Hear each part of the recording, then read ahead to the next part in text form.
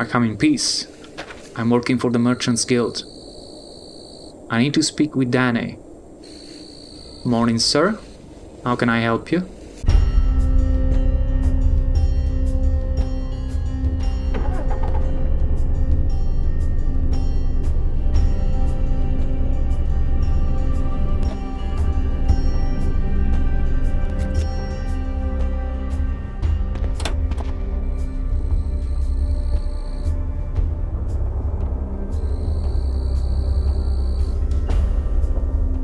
Bentornati.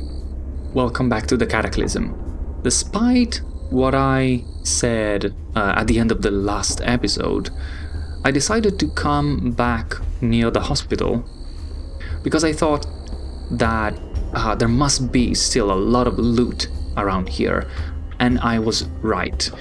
That item list that you get when you press capital V is very useful. I don't use it as much as I should, and it just now showed me something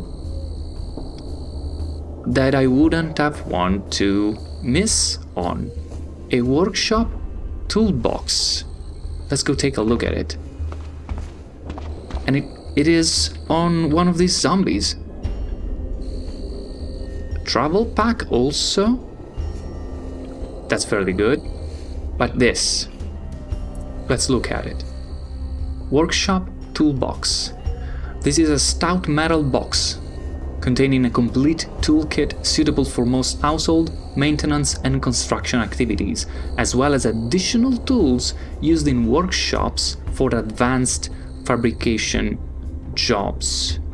It has metal sawing, fine metal sawing, screw driving. This is all things that we've seen more than once. Bolt turning, fine bolt turning, but then something that we didn't necessarily have. We had a clamp, so this also has one clamping quality, but also reaming, which I had to look up. I didn't know from the top of my head what that means, but I think, if understood correctly, it means enlarging a previously made hole. So that could be involved into modifying guns in order to adapt them for a bigger caliber. And then also filing. We did not have a file before this. I'm also gonna take that travel pack. I'm gonna put everything in our foldable basket for now. Before we go ahead though, one thing that I should do is to activate our reading light and quickly skim all the books that we brought back last time. And that's because after the first, 2 minutes reading, just rifling through, whenever we see the same book, we will know that we already have a copy. And this also tells us, for example, that All About Swords, a book that I was really interested in, has actually nothing for us, because it doesn't seem to contain any useful recipes.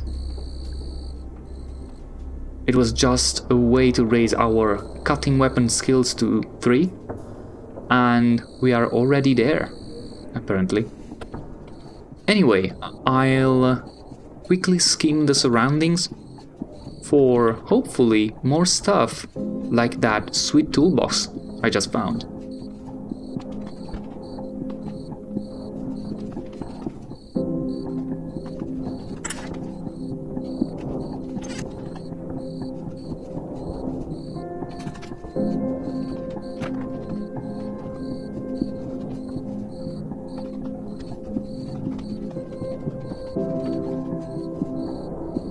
Here's more interesting stuff. Apparently there's biotics on that corpse. And even better, 50 rounds of 9x19 millimeters.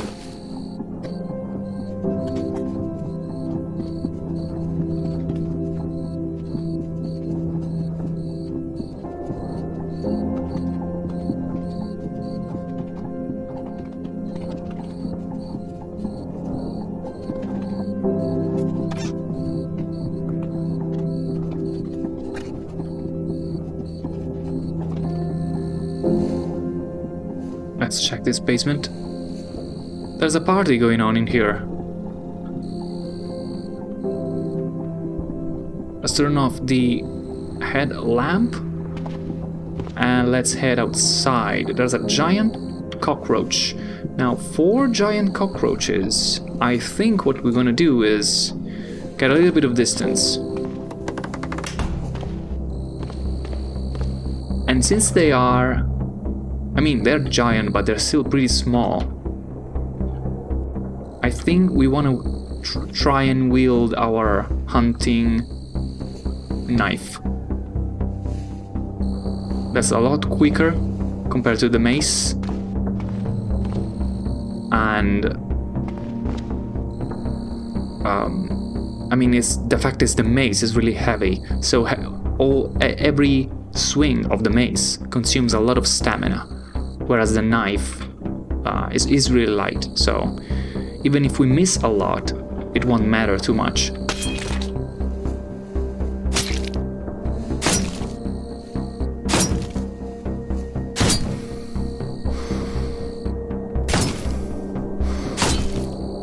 Alright.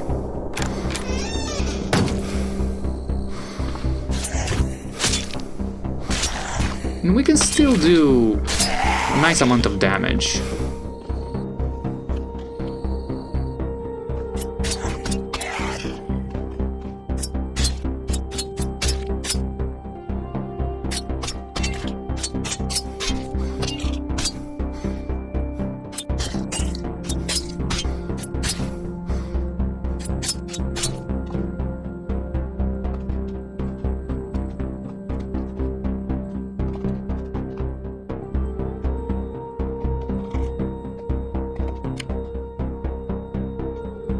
Okay, this is a very interesting book.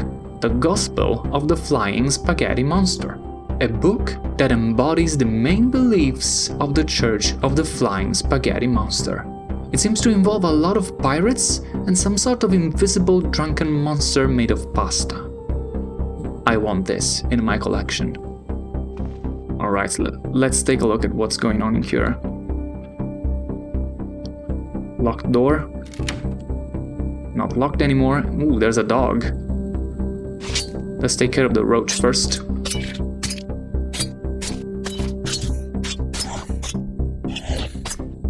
Maybe it's gonna be better to switch to our mace, especially for the zombie and the dog.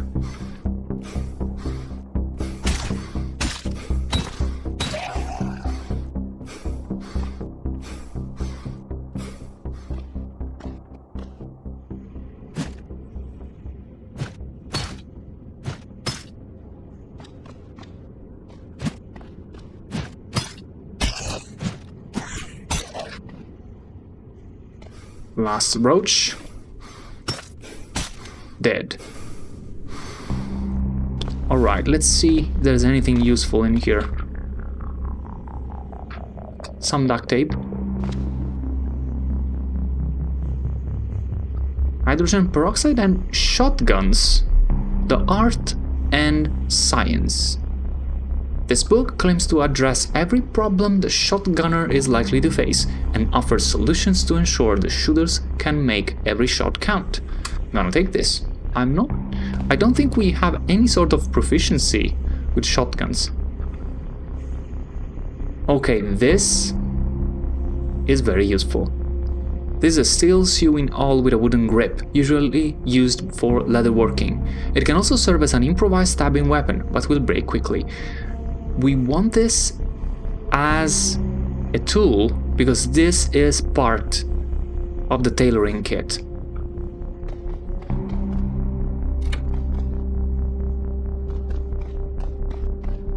So the reason why that's important is because a tailoring kit basically allows you to customize clothing.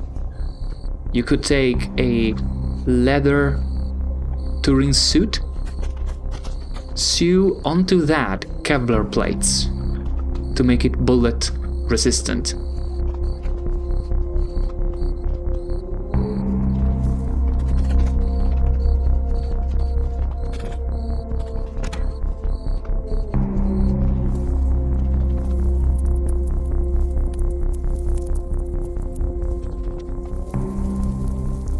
hazmat zombie. Where?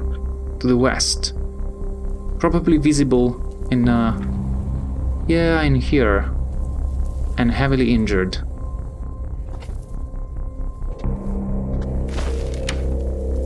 Ooh, a nail gun. I think I already had one of those.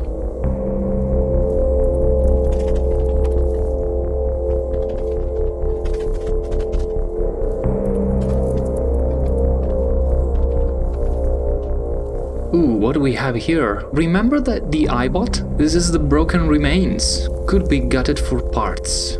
AI core, identification module, pathfinding module, sensor array, small storage battery. Maybe in time we could use these parts to make like intelligent turrets.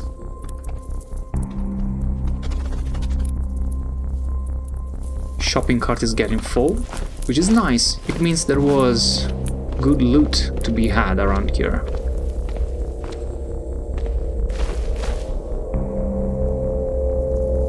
Alright.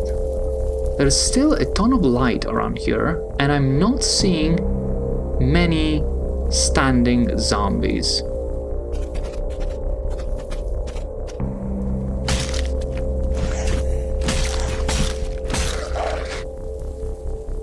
See this one? It has no equipment. It means that it was disabled in the fire, and then it got back up again. Now, let's take a look at what we can find in here. Heaps of scrap metal, rocks, nails, ash of course, a couple of MREs. I'm not seeing anything that would be worth the risk of getting in there. And probably a lot of stuff that might have been useful at some point was destroyed by the fire anyway. It's probably better to continue checking houses while we are here.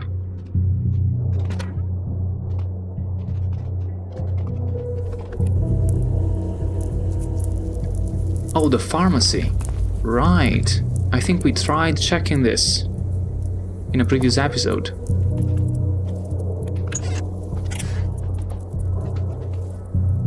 A flu shot and a gamma globulin shot. Also normal, not non-drowsy cough syrup, which is good if you want to rest, I guess. I mean, we have so much aspirin. Antiseptic and thorazine. Anti-parasitic drug. This is very useful. More flu shots, should we need. More antiseptic. Alright. This is the true find. Remember all that about the tailor's kit? Well, turns out there's a good ready-made one in here. It can do cutting, knitting. It has level 2 all quality for sewing and a curved needle. Okay, the pharmacy was a really good idea. I think this is a survivor's basement. Yes, it is. With a survivor zombie. Still wearing the tattered remnants of improvised armor and weaponry, it is plain to see that this zombie was once a survivor, like you.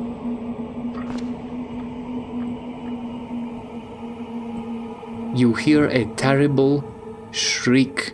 The other thing it does, apparently, is attracting other zombies. But not now. There's only us in here.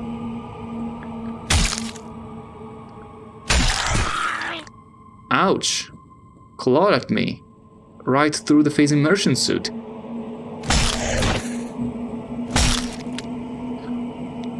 What are we doing? It is nearly dead. And at last, it collapses.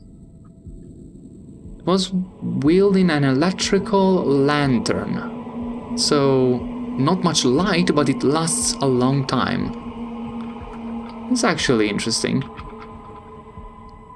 It's like somewhere in between a reading light and a flashlight. We have another couple of normal zombies. That one collapsed with a critical hit.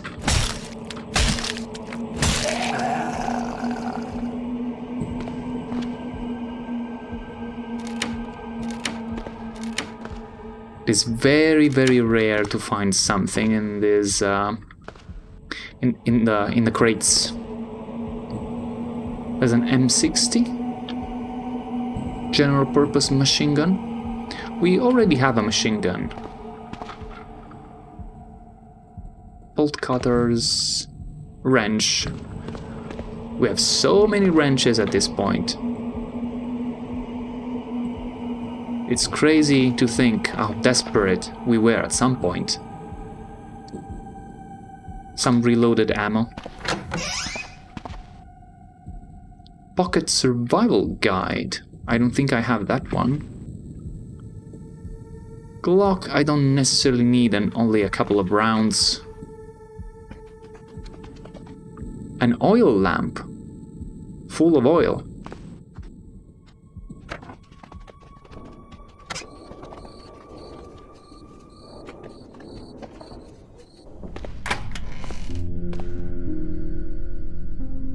We are not alone. I hear noise.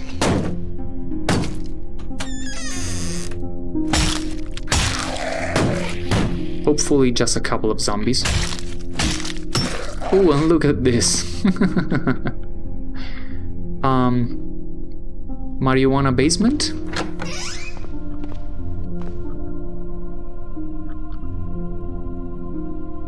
More joints for our guitarist friend. Insecticide? Maybe. Liquid fertilizer and charcoal. Commercial fertilizer. Okay, this is the signal to remind us that we don't really want to stick around here.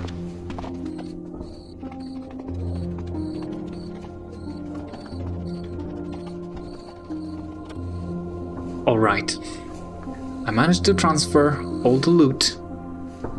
I was all the time looking also for plastic chunks and also clothing that can be cut for plastic chunks, and now I have practically too many. I have more than 100 plastic chunks. If I try and activate our reading light, let me see, I should now be able, under armor, to craft for myself. Well, there's a bunch of flame resistant stuff because I've picked up Nomex patches, but also, let's see, arms. Hard arm guards. I need neoprene sheets. I have neoprene arm something. Yes, I have 2 pairs of neoprene arm sleeves. Unfortunately, I don't think these will yield too much. Do I have a diving suit? No, unfortunately not. Well, a couple each. It's 4 total. Unfortunately, I would need 2 more. My hard leg guards are a little bit in need of repairs.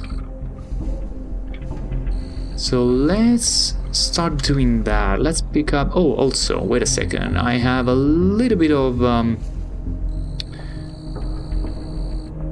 I have a little bit of injuries all over. So let's start by activating... Or actually, can I do it from the consume screen? Is this the equivalent of the use? Or is this, like, drink antiseptic? I don't think it's gonna kill us, right? It's not gonna kill us, right? can save. Give me a second here. This is not a matter of saves coming, this is a matter of understanding the UI.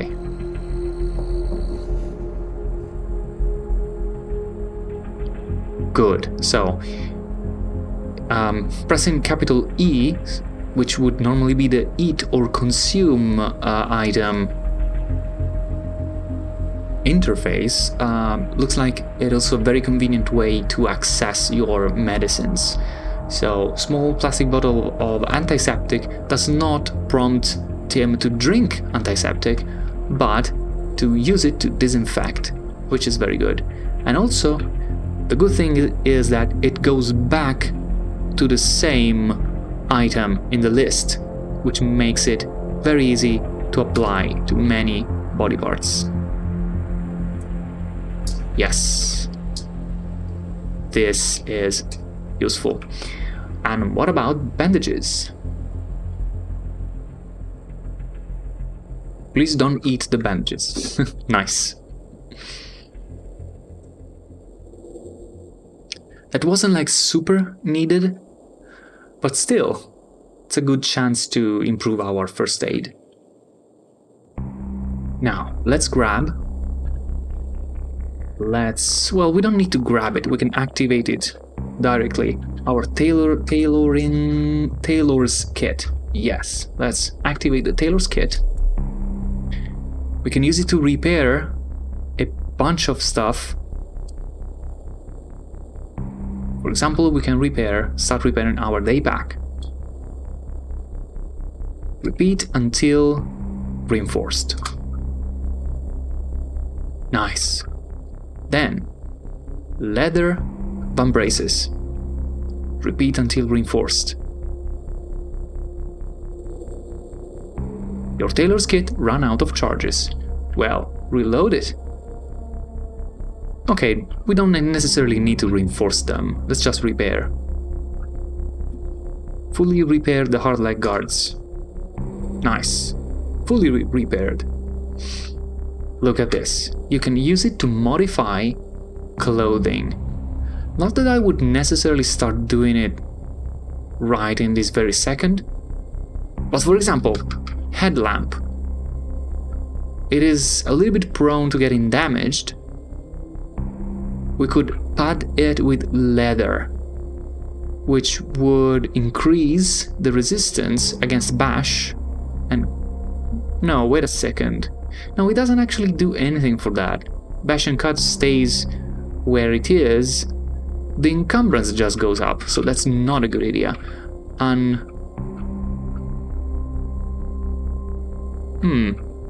Doesn't look like that changes a lot. It kind of makes sense though, it's not armor. Let's take a look at something else. Maybe there's a better example to be made there. So let's activate again the tailor's kit. Let's modify clothing. Let's see. Could we modify the leather bum braces, for example? So, looks like that the act of modifying clothing has a fixed cost, so the encumbrance will change no matter what you do. If we apply more leather, making this like double leather bum braces basically, makes bash go to 8 and also cut to 8. Kevlar instead gives us more cut resistance. So it would be an 8-9 armor for 11 encumbrance. I wouldn't necessarily do something like that, but let's see. I should have somewhere. Let's see, for example, leather chaps. Can I reinforce those? Okay, leather chaps would go from 6 cut to 10. That's almost double. So that's a good improvement. But encumbrance will go to 7. So it's more than double encumbrance penalty. So, neat.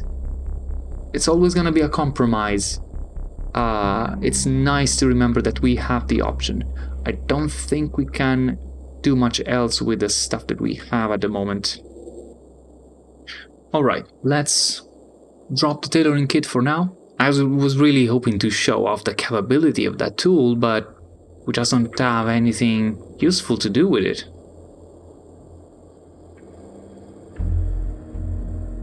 Let's instead activate the soldering iron, because with this we can repair our headlamp. Alright, now we are not tired, it's nighttime, but it could be the right moment to move. Yes, what we want to do is go and meet with Danny Vo, called Bruiser, the foreman of this ranch. So let's turn off the reading light, get in the seat, turn on headlights, and drive.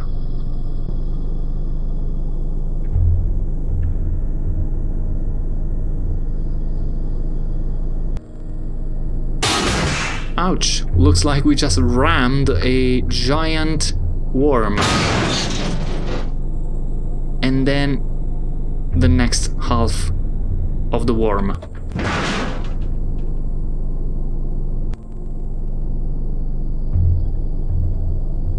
Let's hope there was only one. We don't really want to destroy our vehicle because of giant worms. Which, by the way, are not that hard to kill. We dealt with... was one or a couple? Maybe just one. It splits into a couple worms.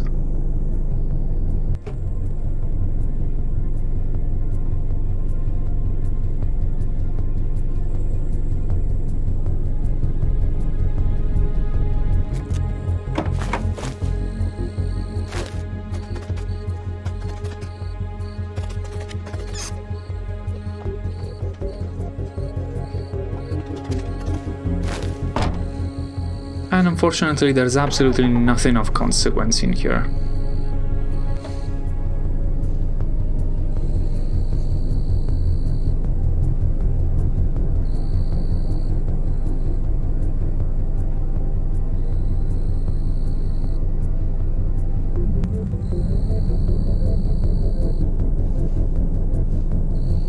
Giant acidic ants.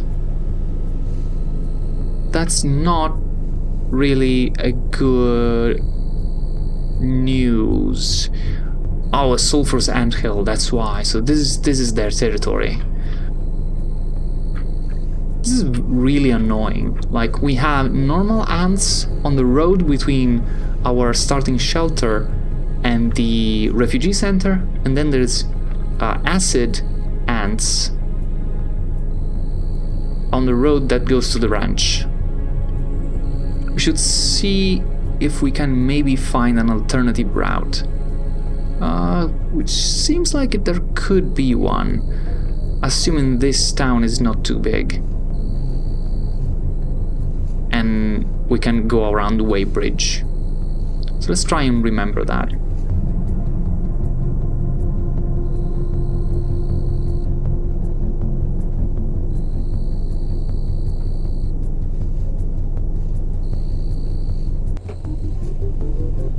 I'm really interested to see how many zombies are there around the mall. Zombie technician. We don't want to go too close to that.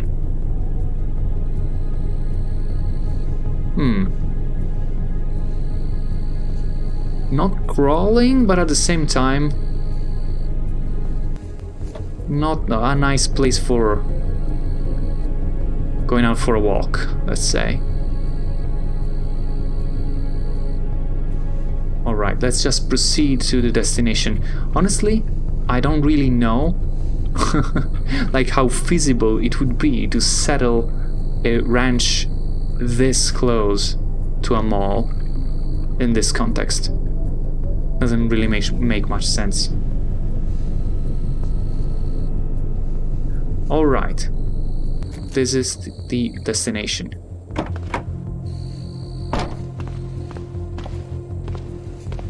Our right leg wound just healed. Alright, let's announce ourselves. Headlamp on. And we knock on the door.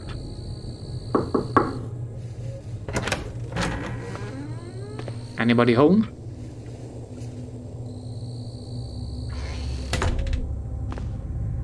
My name is Tim. I'm working for the refugee center. Hello?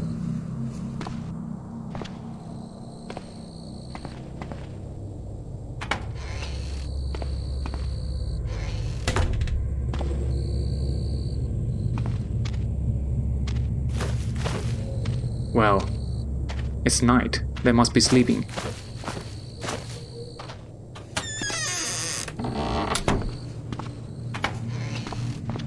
But there's nobody in the bedroom.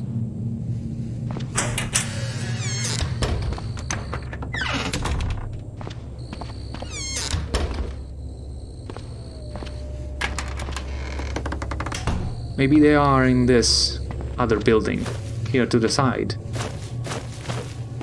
Hello. This is Tim, from the Merchants Guild. I come in peace. I'm working for the Merchants Guild. I need to speak with Danny. Morning, sir. How can I help you? The merchant at the refugee center sent me to get a prospectus from you. I was starting to wonder if they were really interested in the project or were just trying to get rid of me. Right, no, they sent me, but I was delayed.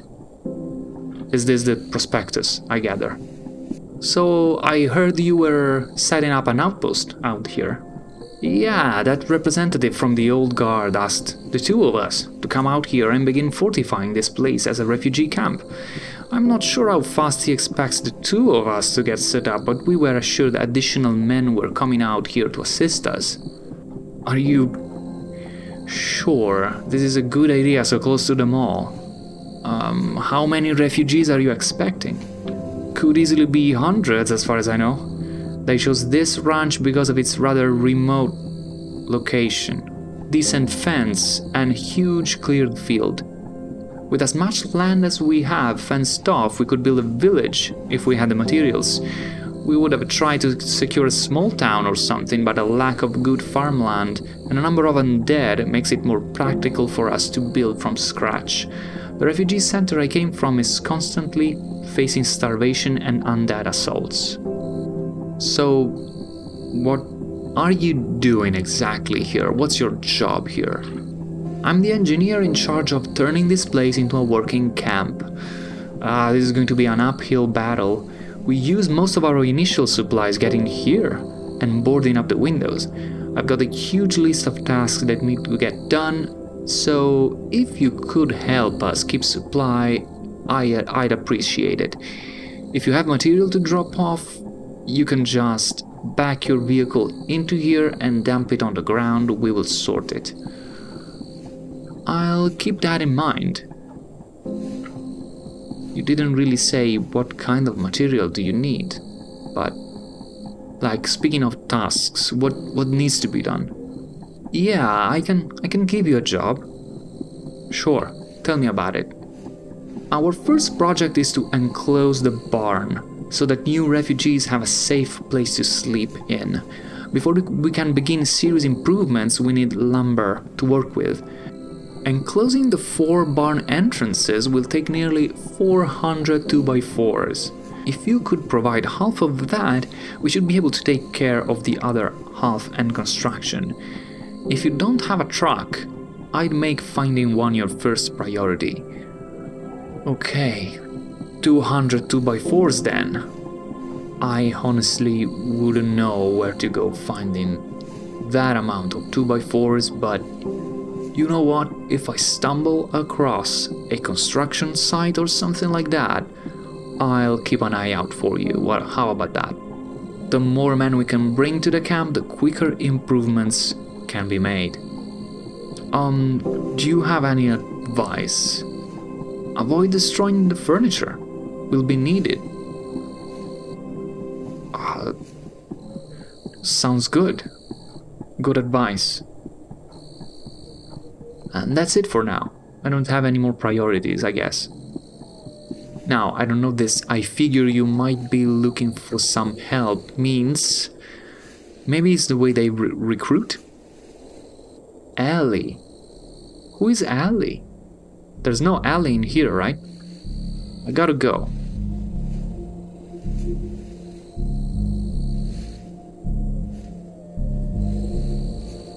I think Ellie is the original... yeah, Ellie must be the NPC in the emergency shelter, right? So the game must think that I already have Ellie in my team, which is not the case. I would have to first find an American flag for her. Assuming this is who we're talking about. Okay, cool. So I can recruit NPCs on my own and bring them in here, I guess.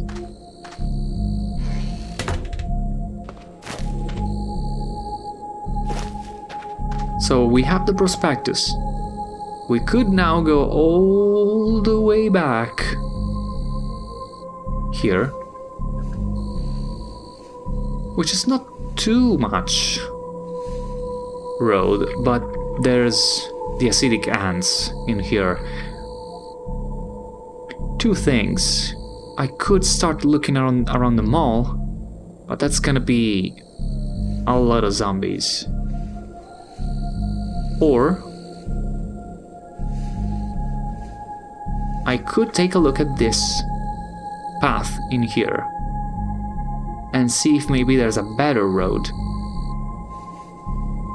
that doesn't go through ants' territory. I feel like driving. Oops, no vehicle controls in here.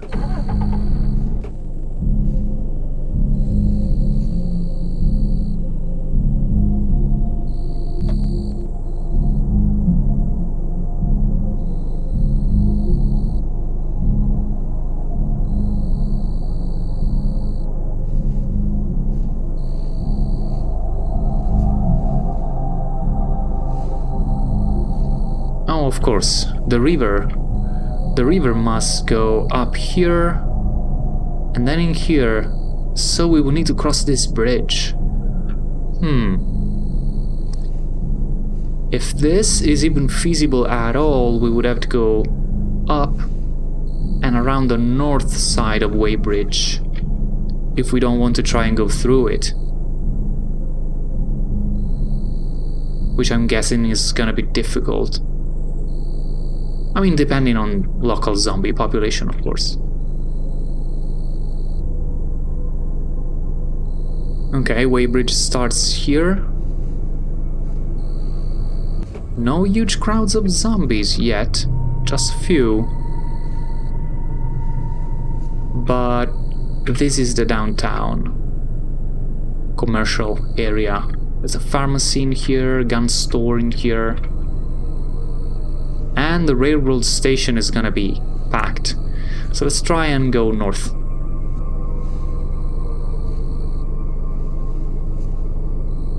So far so good. What is this? A crafts shop? I may want to stop there a second. Let's try not to attract too many zombies. Nope, I didn't want to turn off the mini fridge, just the headlights, and then stop driving. Yeah, I see the zapper, don't worry about that. There's pretty good visibility at the moment. At least for us, and the zapper glows.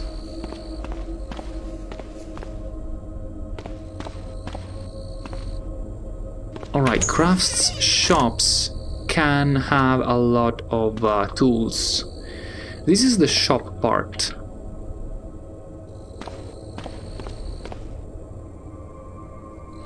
we must try... I want to try and take a look at the workshop part, which is right here.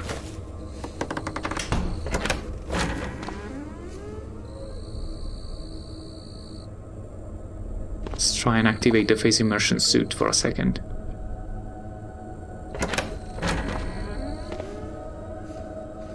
So there's a sewing kit. Brandy, transponder circuit. I think I must look inside here. Pipes. Sand. Charcoal. I think this is the... yeah, this is the glass workshop. I was hoping for a metal.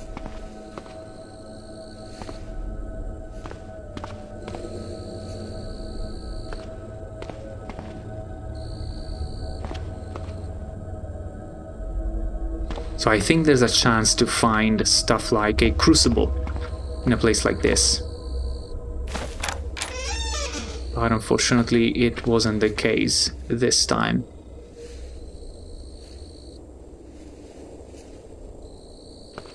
So just test tubes and flasks and stuff like that. And unfortunately it doesn't look... it's gonna be easy to go around here. Not easy at all.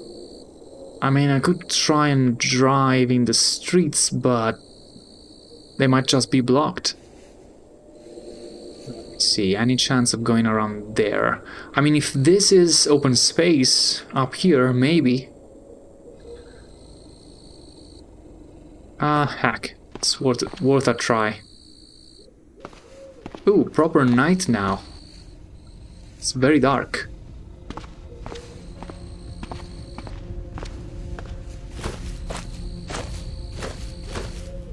I guess the moon is now covered.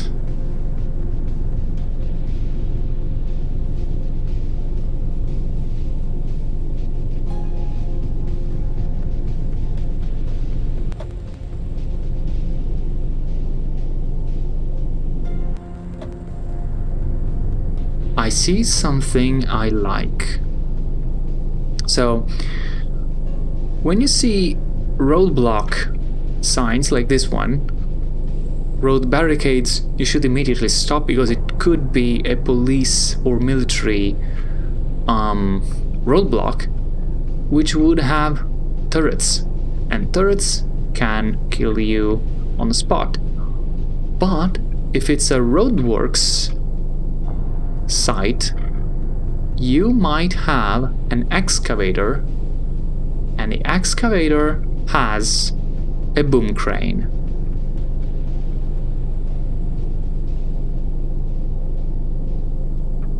And a boom crane is something we need, especially if we want to do some advanced work on our vehicles.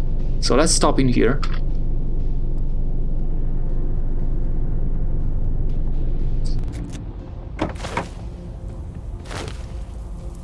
Let's take... I think our reading light can do this. Do I have it on me? Apparently so. I also have the oxygen pack, I don't know why. Emergency oxygen pack. Can I put you here? Yes. So activate reading light. It's on. Examine the vehicle. This, the boom crane. A rigid steel boom crane. It is in your line of sight. If it is in your line of sight and within 2 tiles of another vehicle, you will automatically use it when you want jack up the other vehicle to change its wheels. This text needs some love. To use it to lift a heavy component like an engine that you are installing or removing, the crane must have a line of sight to where it is going, and it must be within 4 tiles of it. Okay, so this means if you need to install new wheels on a very heavy vehicle up to 20 tons, it is sufficient that the boom crane is within 2 tiles of the vehicle, so any part of the vehicle.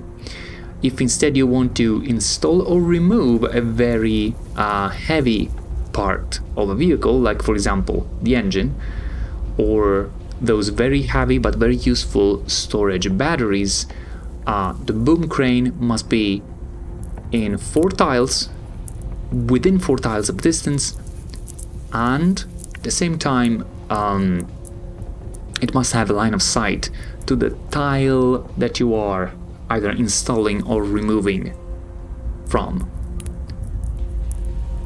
I think that's the spiel. So, what would it take to remove this boom crane from here? Mechanics 3, we have all the tools needed, and about 24 minutes. So, Tim, you're not tired, right? But I guess after this you're gonna have a good night of sleep. Let's remove that boom crane. Nice. And you are still not tired anyway. Also, the boom crane can be turned... I mean, if you install it on a vehicle, it can be any vehicle. It could also be another foldable light vehicle like our foldable basket. So you could actually... So probably for now we will install this on the Humvee itself, because I really don't think we will be able to bring this around. This is 32 liters. Where am I gonna store this? I mean, I can pick it up. Where do I have some space? Well, I guess you can just go in the recharger.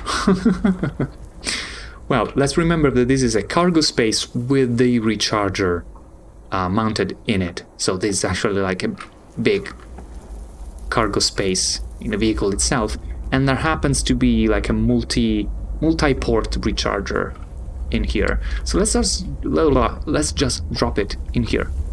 Still, boom. Boom. Done. Nice. And where are we? We are up here. This was good. It was very good. Very good find, indeed. Turn on headlights. Let's continue exploring just for a little bit.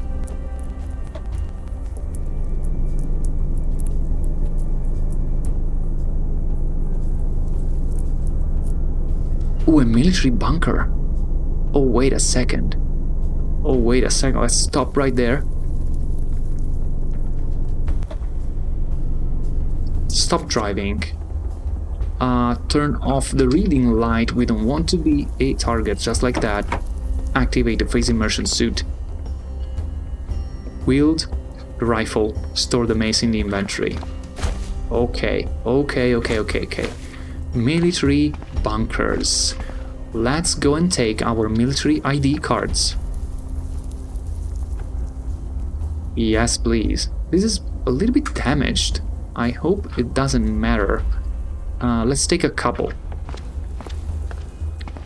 Alright, military bunker. Hello, how are you? Do you have much in terms of turrets? I guess if I use the card to enter, you won't. I mean, that stands to reason, right? So, chain link fence.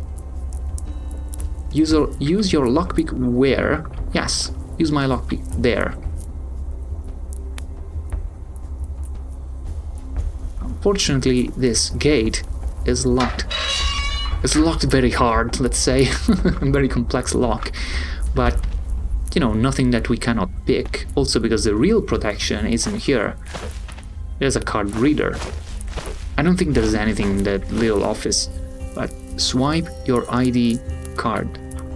I want to swipe the... Turn to hack... No, wait a second. What I want to do is drop the good one. I want to try and use the slightly damaged one. I don't know if this is stupid, but... Swipe your card? Yes. Well, it works. Still works now. Is this a good idea? It's open. Let's peek. Right. So this is where normally the turrets would be, I guess. Yup. This looks like a very nice kill box. There would probably be turrets in all these alcoves, which would make it extremely hard to get through.